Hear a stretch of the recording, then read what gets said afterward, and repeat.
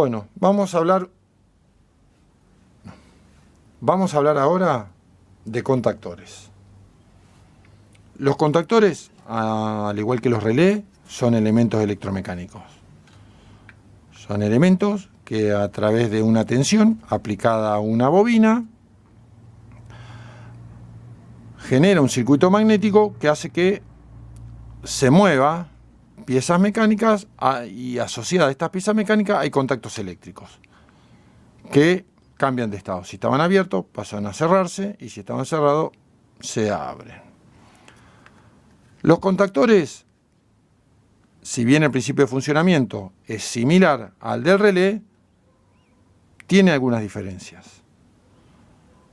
Primera diferencia más que importante es que tiene contactos principales y contactos auxiliares.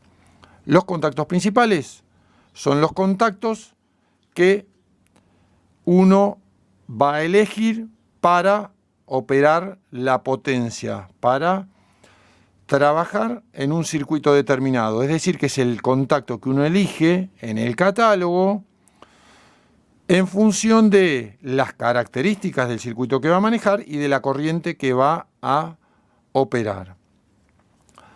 Están numerados en el contactor con los números 1, 2, 3, 4, 5, 6. Esos son los contactos que uno elige cuando selecciona un contactor. Los otros contactos, los contactos auxiliares, son todos los contactos iguales. Uno también podría elegir, pero en realidad lo que elige es las características principales. Es decir, quiero un contacto NA, quiero dos NA, quiero un NA y un NC, pero todos esos contactos auxiliares operan la misma corriente. No hay una elección en un catálogo de, bueno, no, yo quiero un contacto auxiliar que tenga esta corriente, no, son todos iguales. Primera diferencia importante, tiene dos tipos de contactos. Los que uno elige, que son los de potencia, y los auxiliares, que son los que se utilizan para el circuito lógico de mando. Uno quiere señalizar, prender una luz o ponerlo en una cadena de automatización. Segunda diferencia que vemos con respecto al relé.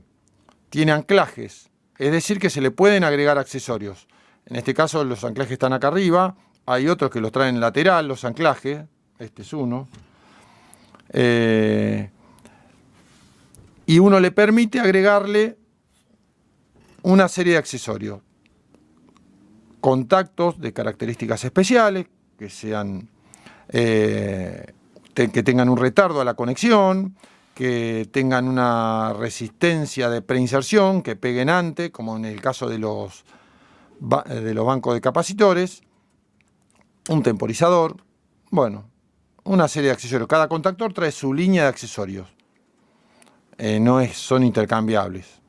Cada línea, cada marca tiene sus accesorios. Segunda diferencia. Tercera diferencia. Al igual que los relés tienen una bobina y esa bobina tiene una tensión de trabajo. En este caso, la tensión de este contactor es de 220 volts, 50 Hz. Dijimos que que los contactores no venían encapsulados, al igual que venían los relés, con lo cual uno tiene acceso, por ejemplo, a los contactos. También tenemos la posibilidad de cambiar esa bobina. Esta es la bobina. En todos estos contactores que estamos viendo, este es el relé, pero en cada uno de estos contactores tienen esta posibilidad de que en caso de que la bobina falle o se ponga mal por alguna cuestión, uno la pueda cambiar por otro, siempre y cuando el resto del contactor esté bien. Estando bien el contactor, uno cambia la bobina y sigue operándola. O en el caso de que uno quiera cambiar la tensión de mando del circuito.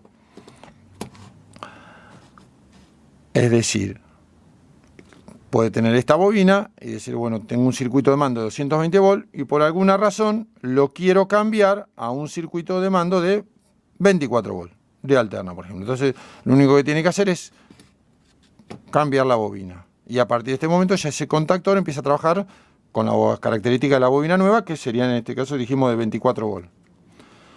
Bien.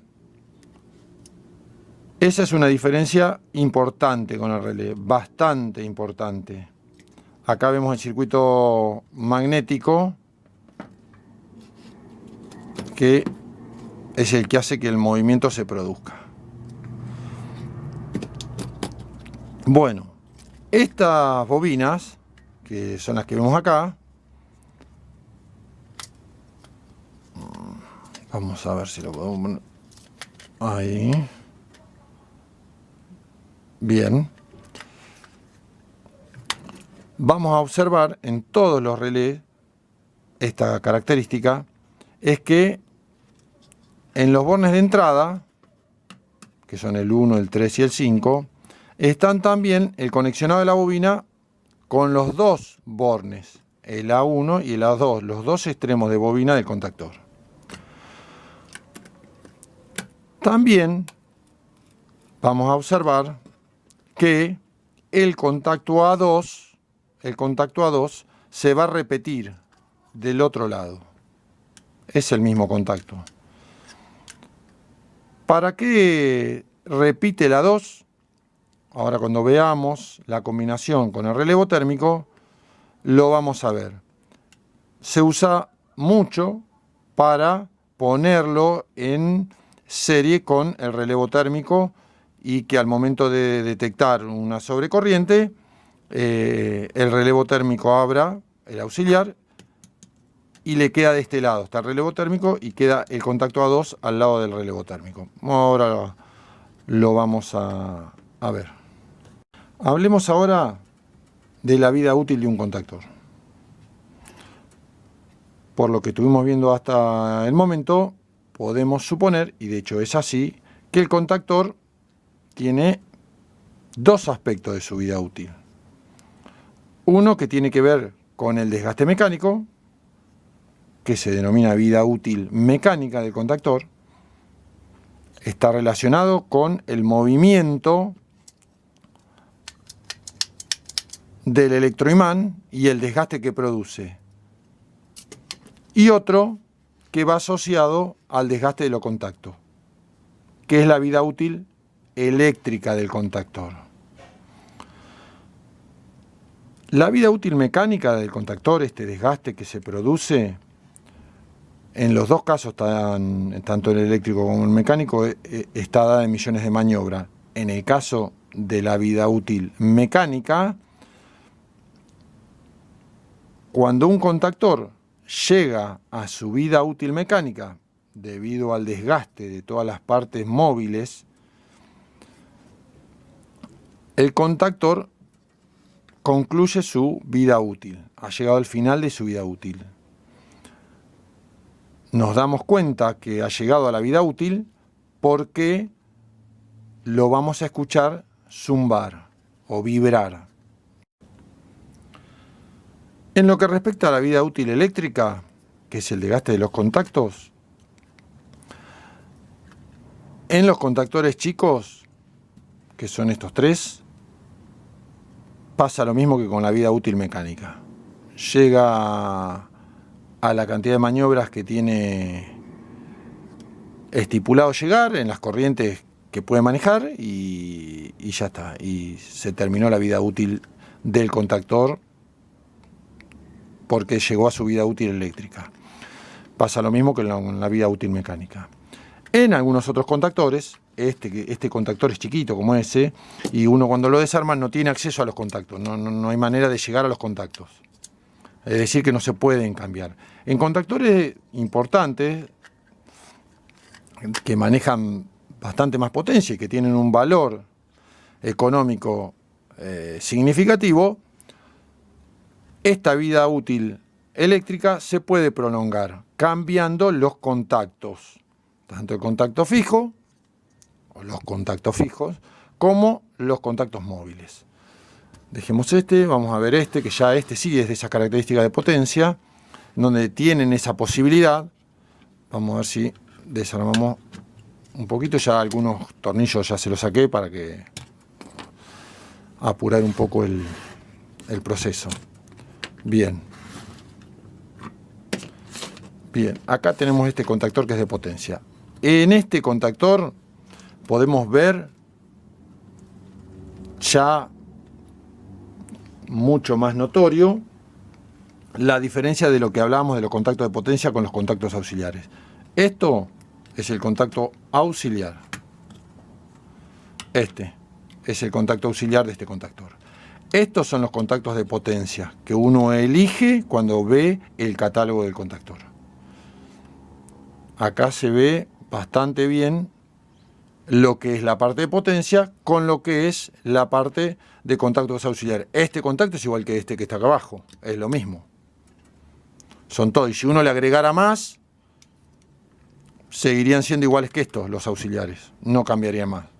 Bueno, este tiene la misma característica que este contactor, más allá de esto que es de potencia y permite cambiar los contactos de potencia, los anclajes. Bueno. Volviendo al tema de la vida útil eléctrica, este permite hacer esos cambios. Uno, sacando esta pieza, podría sacar los contactos móviles y cambiarlos como los contactos fijos. Acá vemos, acá tenemos los tornillos para cambiar, si quisiéramos cambiar el contacto fijo. A ver si se puede cambiar. Bueno, en este caso ahí lo saqué. Lo vamos a ver cómo sacamos el contacto fijo. A ver si sale. Bien, acá salió. Bien, acá está. Con el tornillo sacamos el contacto fijo. Y también podemos cambiar el contacto móvil. Y de esta manera prolongar la vida útil eléctrica de este contactor.